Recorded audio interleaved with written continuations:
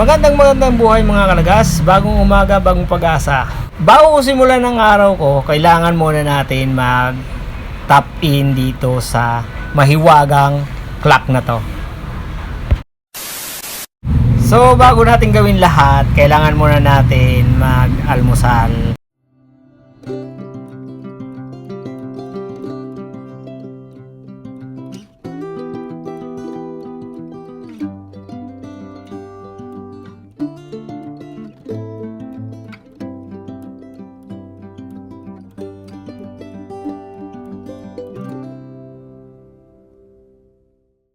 So ayun nga, tapos na tayo mag-almusal, lakad konti, pauwi ng bahay habang busog, pababa ng kinain. Nandito na nga ako sa shop. Ngayon, walang masyadong gawa, hindi masyadong busy, kaya gusto ko sanang maglaro ng basketball kaso naulan.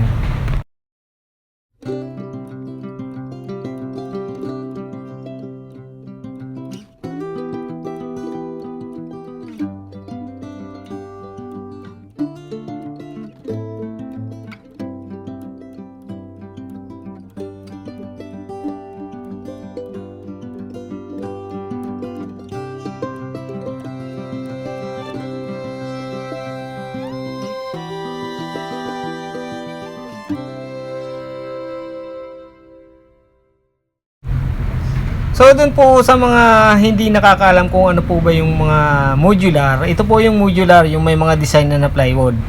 Hindi mo na kailangan pinturahan, hindi mo na kailangan kiskisin pa kasi may design yan. May white, may color wood, kahit ano mayroon. Kung ano yung gusto mong ipagawa. So syempre, bago namin magawa yung mga cabinet, kailangan muna namin ng sukat, kailangan muna namin ikat dito sa machine na to bago namin buuhin. So yun nga, after ng cutting, dito na kami sa area ng pagbubuo ng mga cabinet. So andito na yung mga cabinet na nagawa namin na pwede nang i-deliver pero marami pa yan. So andito lang yung mga naka-stock. So hindi pa namin alam kung kailan yung schedule for delivery.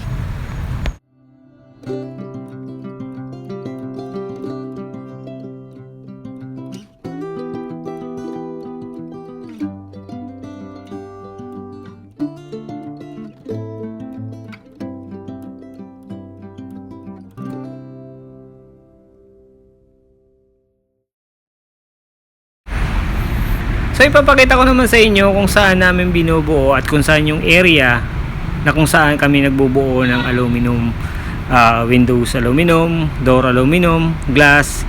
Dito namin ginagawa yon at pagkatapos i-deliver na rin at ikakabit, i-install na rin namin.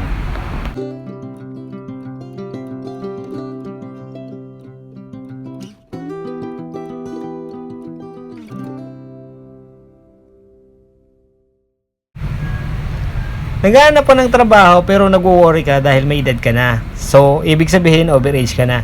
So, sabihin ko lang sa inyo mga kalagas, kung dito ka man sa Pilipinas at maghahanap ka ng trabaho na walang requirements, mag-construction ka na lang. Maliit ang sahod pero libre naman lahat. So, yun nga mga kalagas, nakatapos na ako maglinis sa baba, sa paikot ng bahay. So, waiting muna tayo ng oras. Time check muna tayo. Is 12 o'clock ng umaga. So, kain ng time. So, simula kanina, walang gawa, pahinga. So, ayun nga, kagigising lang. Time check tayo is out na. Kasi alas 4 na. So, yun lang yung araw pag Sunday. Ganun lang yung ginagawa pag hindi masyado busy. So, see you in my next vlog.